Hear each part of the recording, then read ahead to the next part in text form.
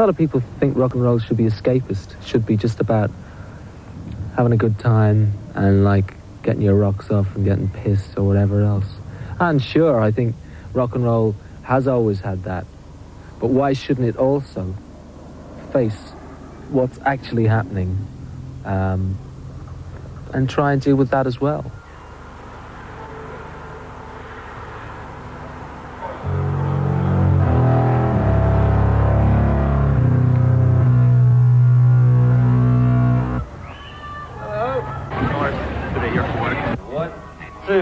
Don't make a show of me, the camera's There's about 60 bouncers on duty.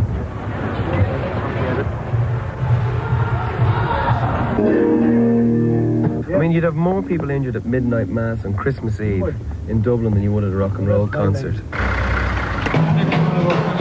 They can cross the religious divide. People listen to them. Thousands of people are going to turn out to see them today.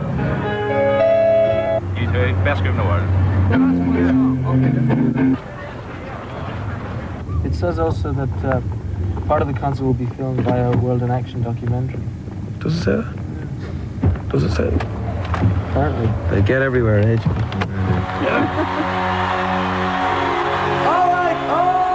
U2, the biggest rock band in the world today, take the stage in their hometown, Dublin. U2's music has captured the imagination of a generation. Their songs are filled with universal images of our times. The grim landscapes of modern cities, drug abuse and hopelessness, the bloody troubles of Ulster, war and famine overseas. Yet from these, U2 have created music which uplifts their audience, music of power and spirit. They've become the focus for a new and youthful idealism, singing for the 1980s as the Beatles sang for the 1960s. This is a film about U2 and their audience.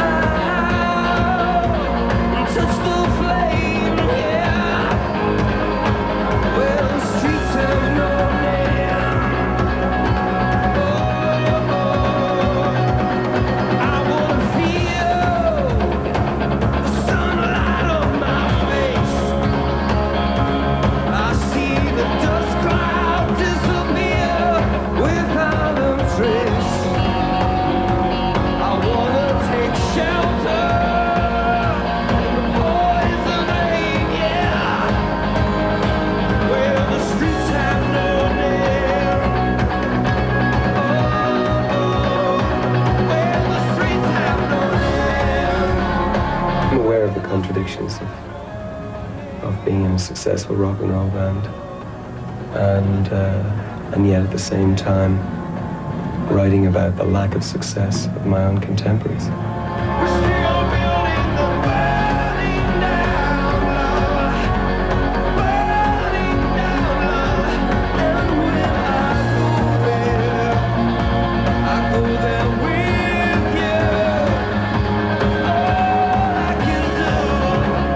just aware of, I mean, painfully aware of, literally the people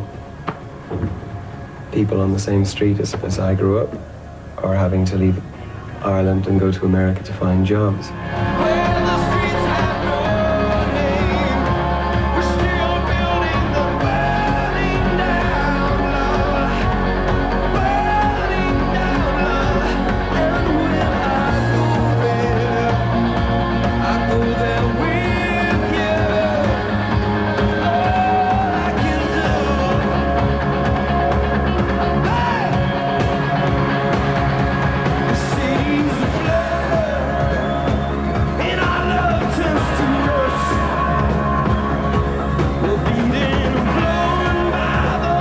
The rise of U2 is only equaled by the fall of our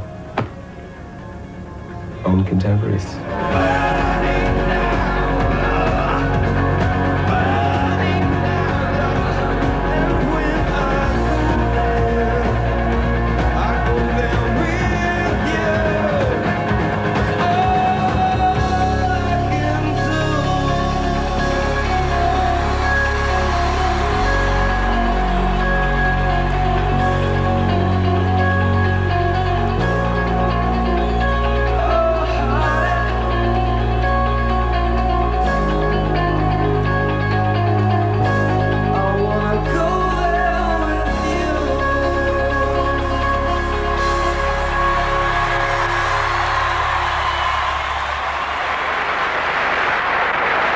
Another Irish group, U2, has in recent times had an immense impact through their music in the United States, bringing to that great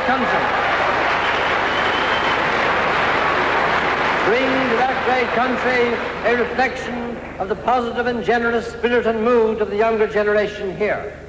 According to the New York Times, U2's performance in the U.S.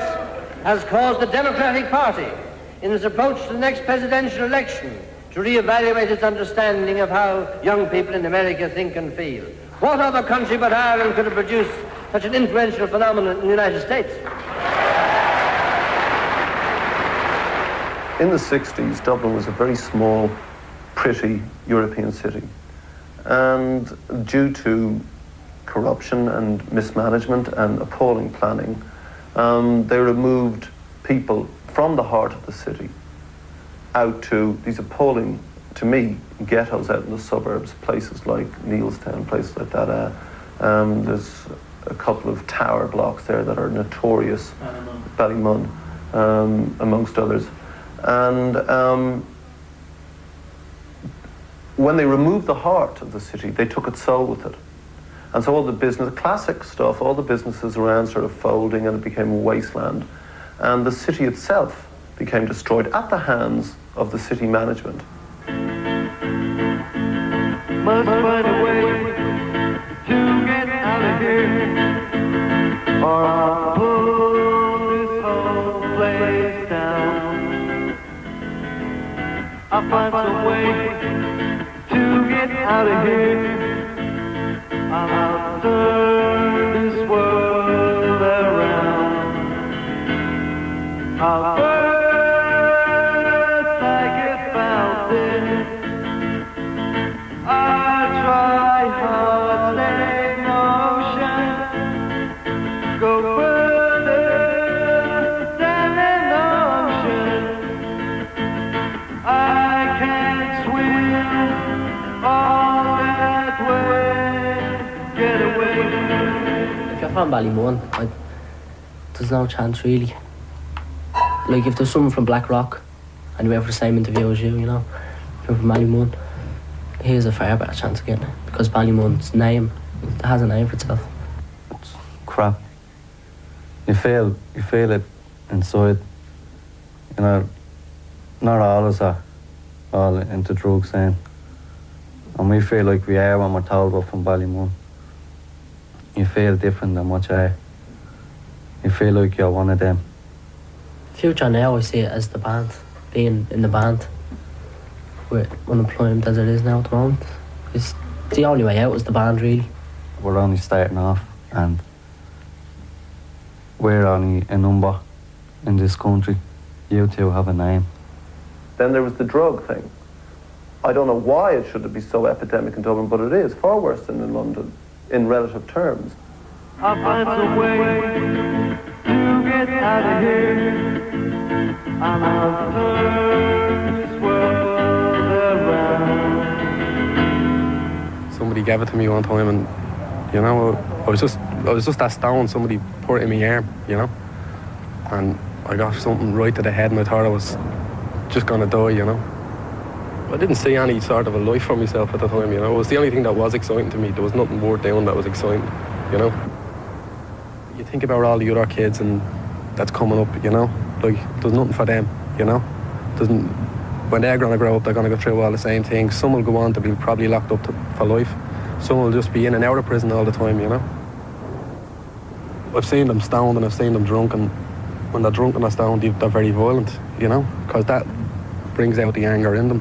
If over half the country is under 25 or whatever the statistics are, you're looking at a potentially vicious explosive situation where you have classic African conditions like urbanization from a countryside that can no longer support its people, where you're looking at a city that can't live up to the expectations of the new immigrants, when you're looking at no jobs for those who have got the gumption to go out and try doing things themselves, or for those who just look for a regular job, or for university graduates, then you have mass emigration again, and that destroys the country.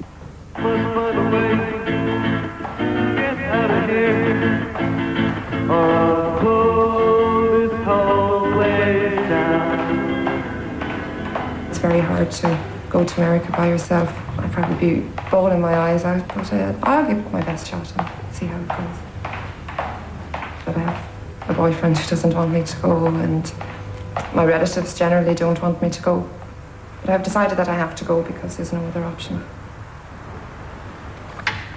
How are you feeling today, babe? Like so? Something so. That's great.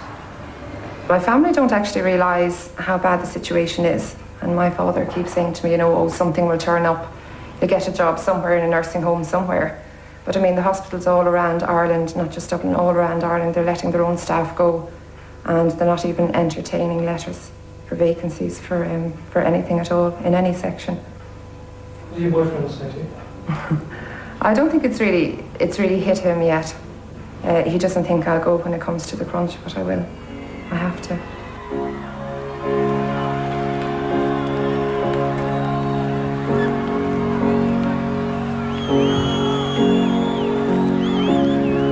So she woke up from where she was, lying still, said I've gotta do something about where I'm going. Step on a steam train, step out of the driving rain, baby. Run from the darkness in the night, yeah. Singing hard, la la la la, yeah. Oh la la la, yeah. Oh la la la, oh la la,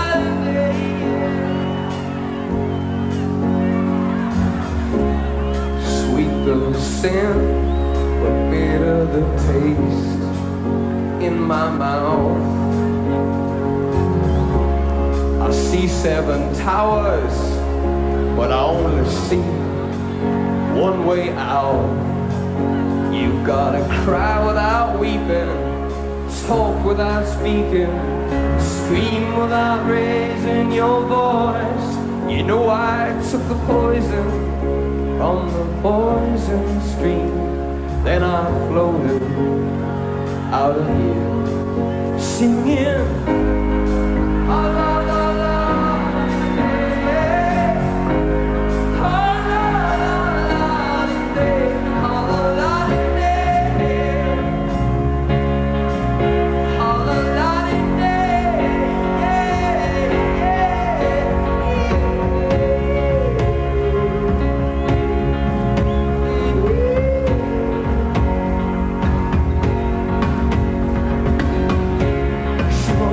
streets with eyes painted red, all the black belly of cloud in the rain.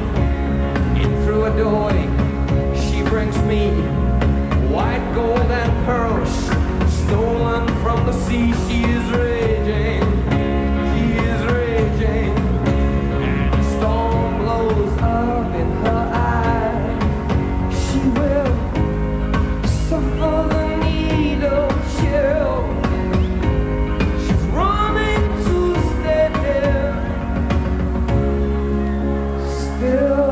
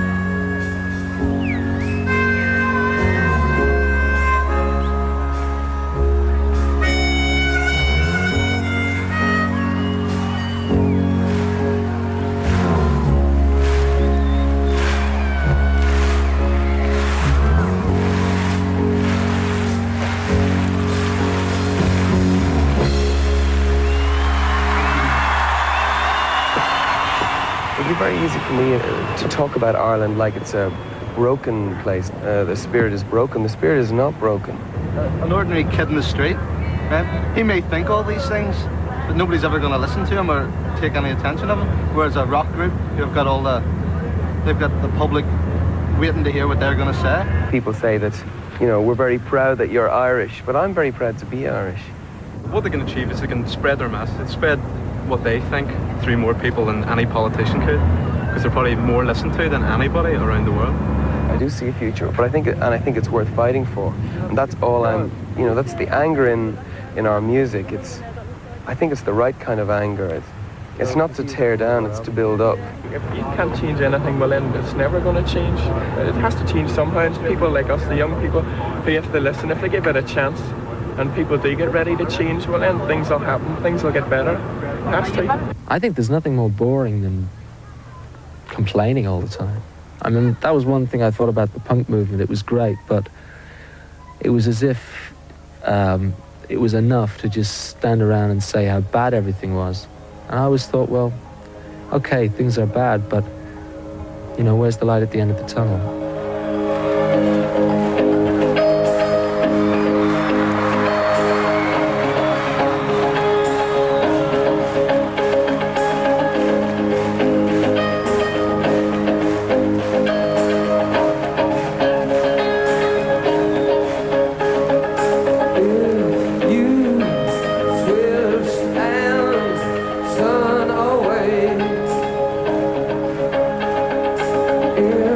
You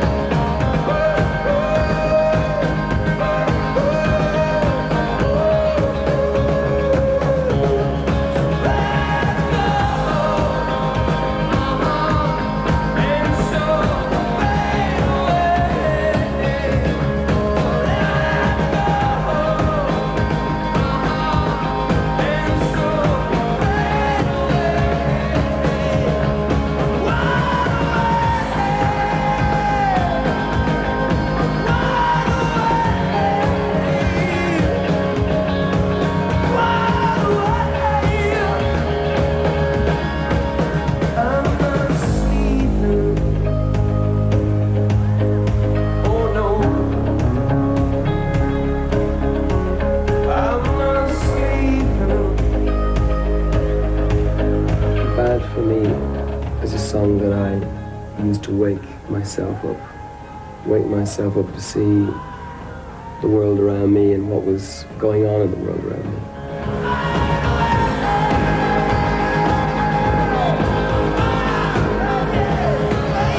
I feel a part of a generation that is waking up. And I'm not saying, look, I'm awake. All you people are just, walking and talking in your sleep. I believe I'm part of a generation that's waking up.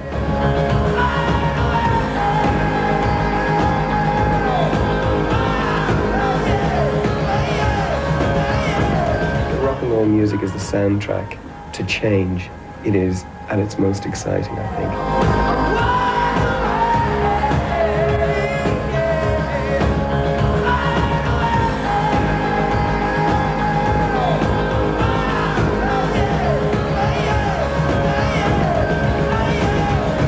The imagination that is evident in Ireland, evident everywhere you go, the imagination that's evident in U2's music, the imagination that's evident in the audience at U2, where they can lose themselves and imagine this thing, must be applied to the problems of the country.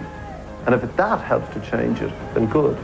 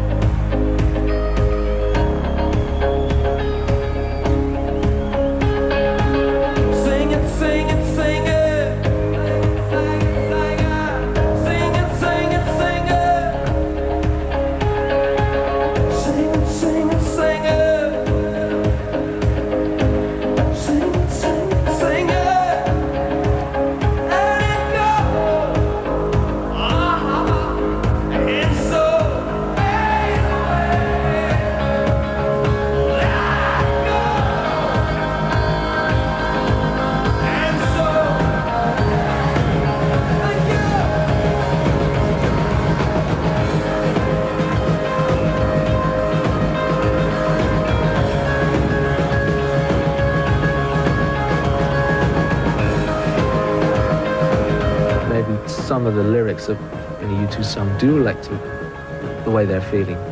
There's insecurity, but I think most people have some kind of a hope. It's just there's very little rock and roll that deals in that. Even though things are very bad at the moment, I think they still just have that element of hope that it will get better. I feel proud of how far I come. I could be still down in the. I know I'm the labour. I know I'm on the labour and I'm not working, but I'm not on the gutter anymore. With people who loves me and respects me. Mainly the good things you have to make the good things happen yourself. If you don't, it's going to be bad all the time.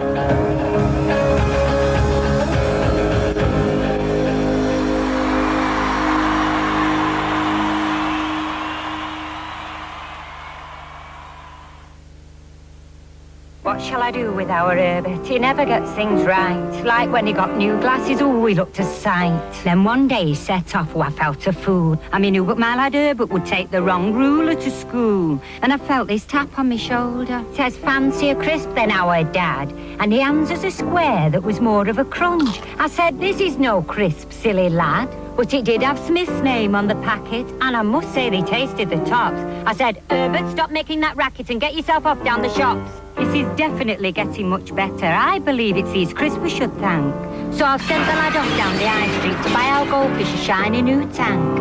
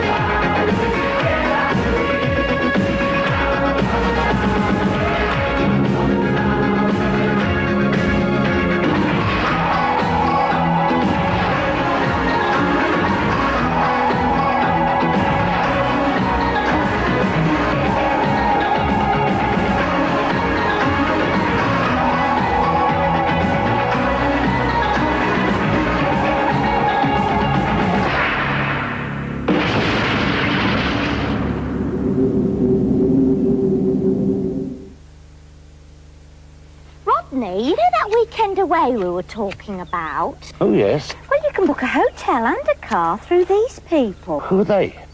Swan... Who? Swan National. Look, it's all in here. Ah, Swan National. You've only got to say Swan National and we leap into action. But we don't stop at car rental. For a weekend away, we can throw in a hotel, too. Swan National with Stardust Camelot can give you an even better weekend break throughout the UK. Ask for your brochure at any of these leading travel agents.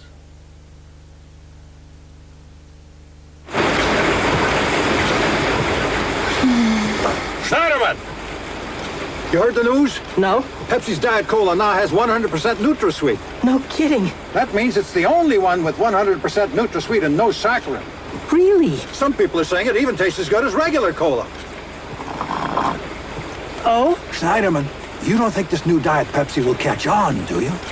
Never. Diet Pepsi, the only Diet Cola with 100% NutraSweet.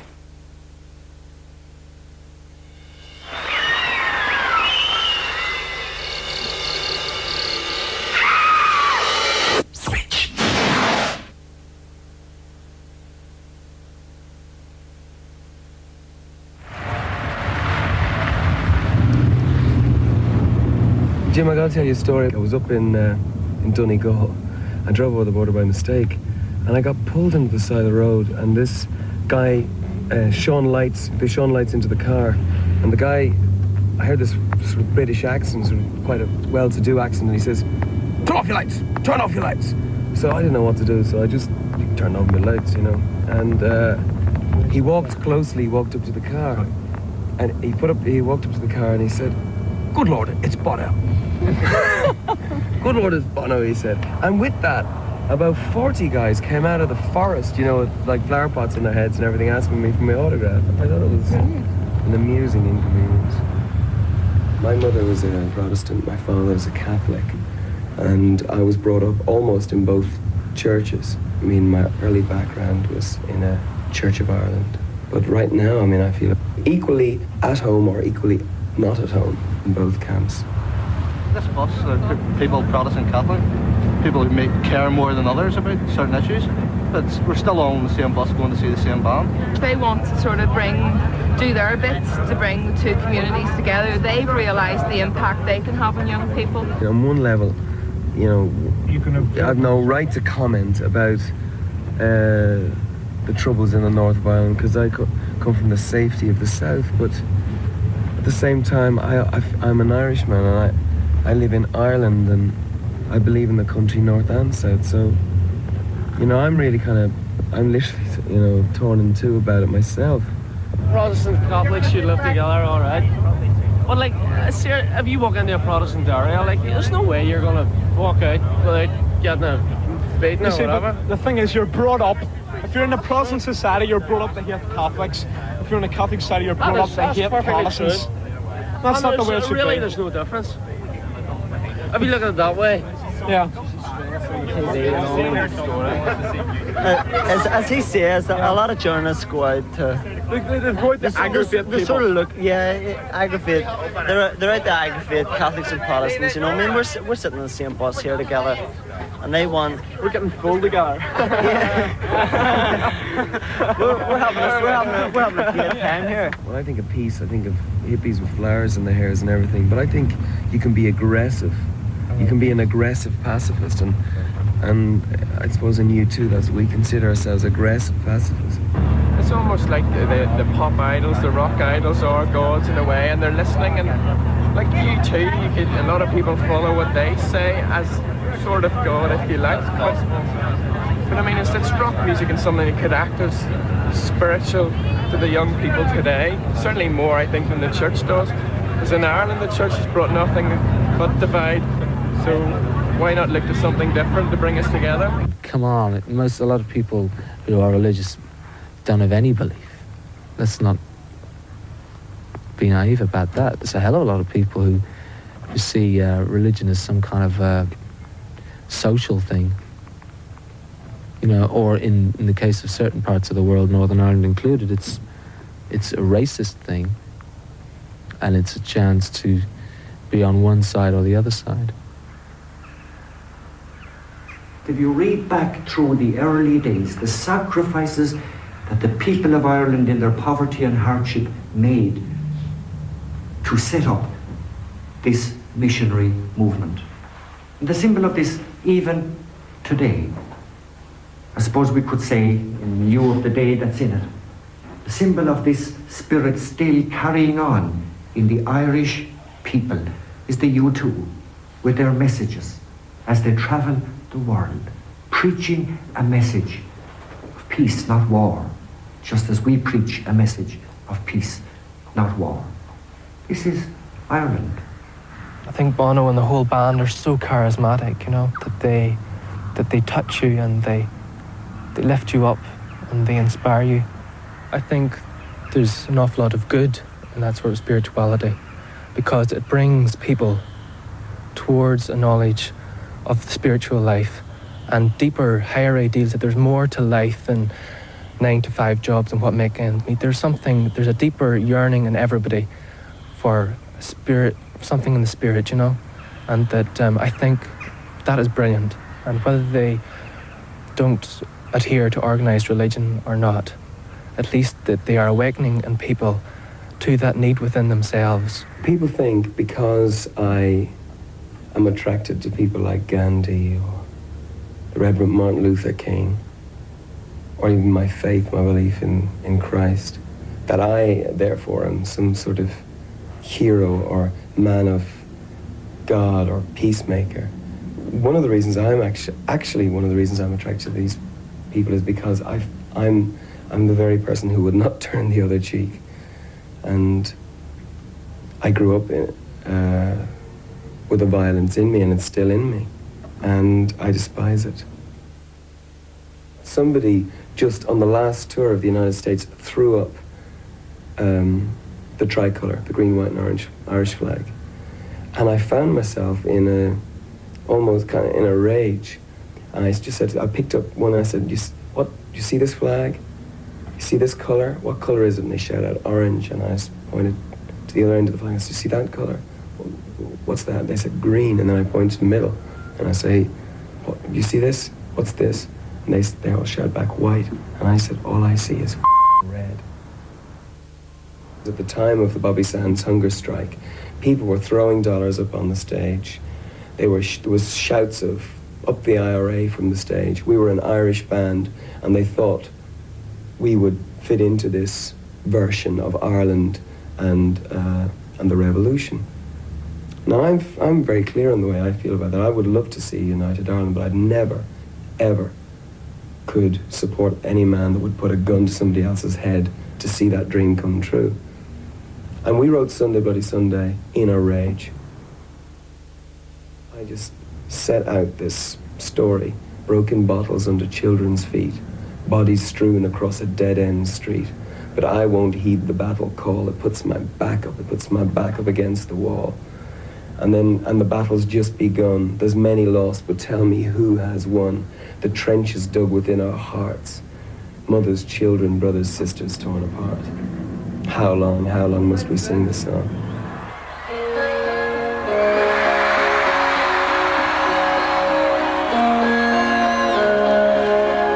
This is a song I hope one day never to have to sing again.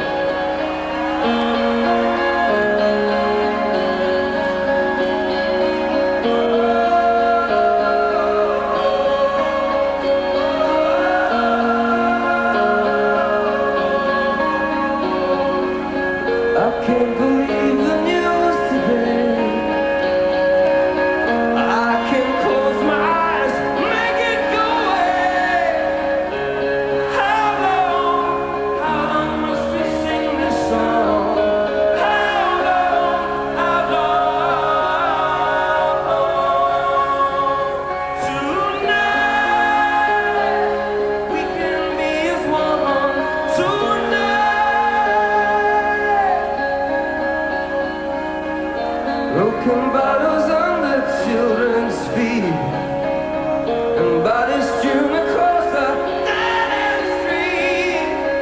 But I won't heed the battle call.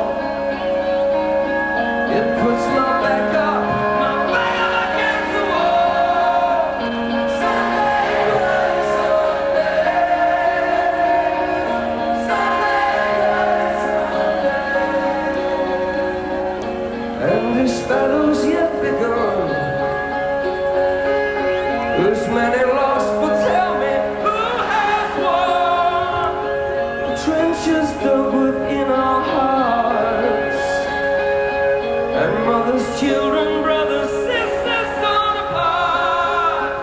Sunday, bloody Sunday.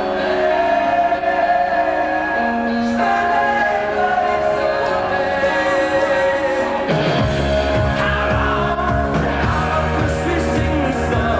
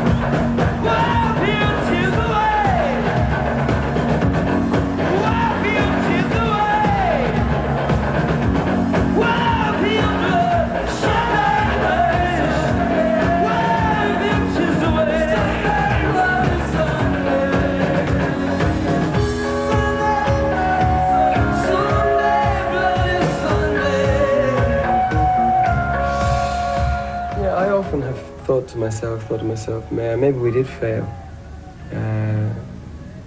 Maybe the song Sunday Bloody Sunday is a failure.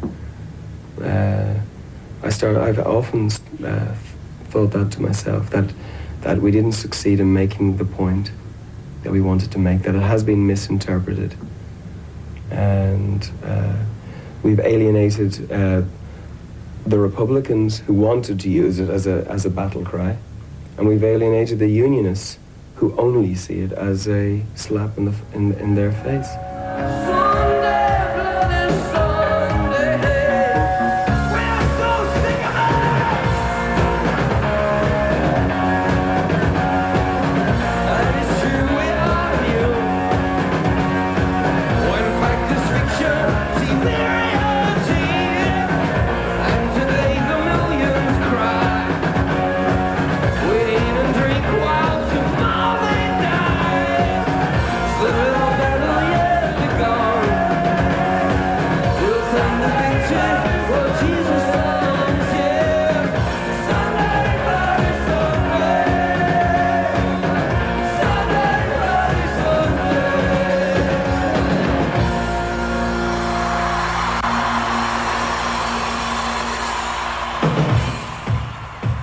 Rock music with a conscience has been striking a powerful chord ever since Bob Geldof's crusade to raise money for the famine victims of Africa.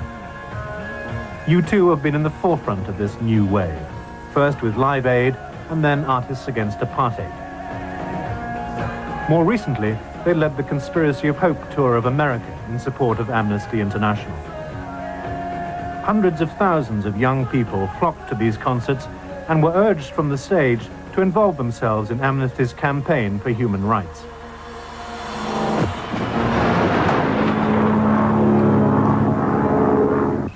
This year, U2 have turned their attention to the bitter conflicts of Central America. They've taken powerful songs condemning American policy in El Salvador to stadiums across Europe and America. I was on my way to look at a little farm cooperative on the hills just outside San Salvador.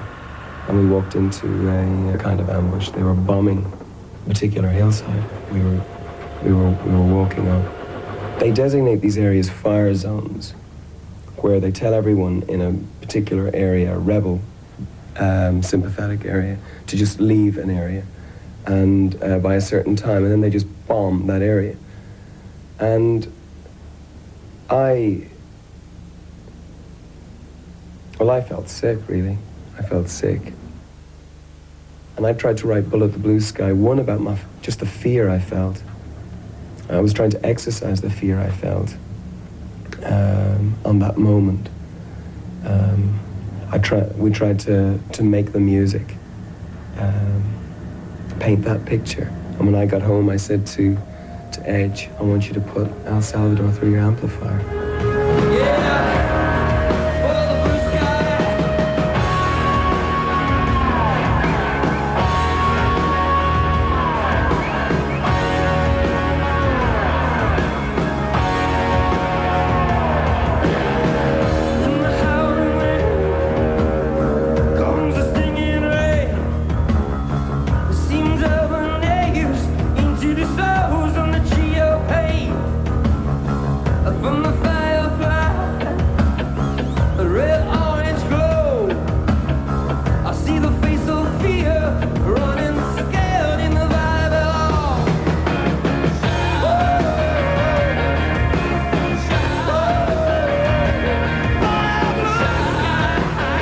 Write songs because suddenly it seems like a good idea to have one about El Salvador. It's because something hits you over the head, because you feel strongly about it, because there's pain about something in you, and a certain amount of it is, I think, sometimes an exorcism in a sense.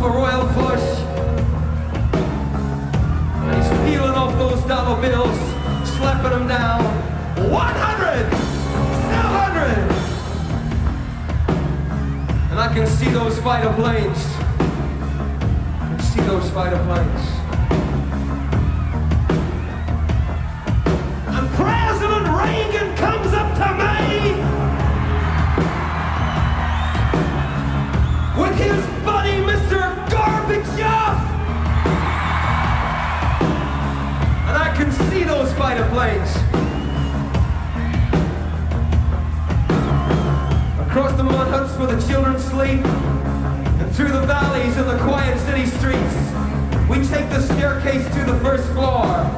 We turn the key and slowly unlock the door. A man screams into a saxophone, and through the walls we hear the city groan. Outside it's America. It shows a dark side of the world today, and I suppose there's a relevance to me as a missionary. I feel that I would want to be in the mud huts where the children sleep, to be along with them and to side with them as the helicopters and the planes go overhead, to be with them, to struggle with them, and to give them a sense of dignity. On stage in Bullet the Blue Sky, there's a question at the end. I leave it as a question. And I start to paint the picture myself, and I say, see the sky cut open, see the rain pouring through a gaping wound, pelting the women and children who run into the arms. And then we just stop the song as we stop the record. And and the audience go, America, and I just shine the spotlight on them.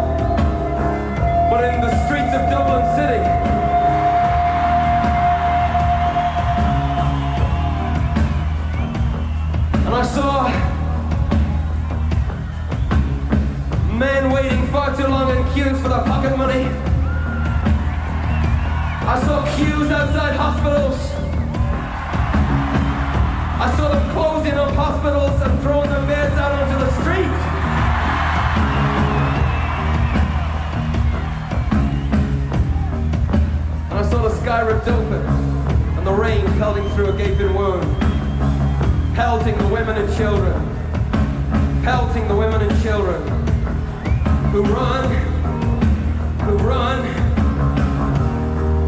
into a brick wall. I'd like to think we scared the shit out of a few politicians, because there's an anger on the streets of this city and this country of Ireland, and I want to be a part of that anger. And so, you know, the question is, how can I bite the hand that feeds? How can I bite the hand that feeds and makes me fat? Because I am in a rock and roll band that's on the world stage and have been given supposedly fame or fortune, but I think we should bite the hand that feeds. You know, like the point about Dublin is, like, I mean, the band will be up there giving it plenty of this, and oh, geez, that's great, Bono, you know, that's great, you know, we're going to go out and chat, and then they go to the pub. And that's the lasting effect of a concert. It lasts all the way on the bus ride home. And you'll buy the record and you'll remember that great event, you know, that great celebration. And I don't think it goes beyond that, which is not in any way like to, you know, say that their music is not important. Or as a band they're not important, they're radically important as a band. Isn't there a danger in the end it's just hopeful music in a hopeless time? It gives people a sense of uplift but doesn't actually direct them anywhere. People said that before Live Aid. But Live Aid proved that music can unite people towards very specific ends, if called upon. Yeah, I mean, music in the 60s surely contributed to the close down of the Vietnam War. I think we write songs that we believe in. I don't think we're trying to create a movement or tell people what to think. I think if there's a message to you too, it's think for yourself. I know that, and this is not to justify my position, because I don't have to justify my position on a political level, but Amnesty International has doubled their membership as a result of the Conspiracy of Hope tour in the US. That's real. You know, that's tangible evidence that the tide is turning in the United States. I see that kind of concern coming in waves. I think that probably the early 80s was a particular low point, late 70s, early 80s, and Live Aid was the beginning of a kind of new awareness on that level. But I don't think it's unusual or a precedent. I think it's happened before and it'll happen again. It's just, this happens to be the awakening of some new kind of a feeling. Why should that have come about? What's created that new? Ley lines, I reckon. It's all Stonehenge, you know. I hear cry, highest mountain, I hear roar through the fields, only to be with you, only to be with you. Sing it. I hear roar, I hear crow, I hear scale these city walls, these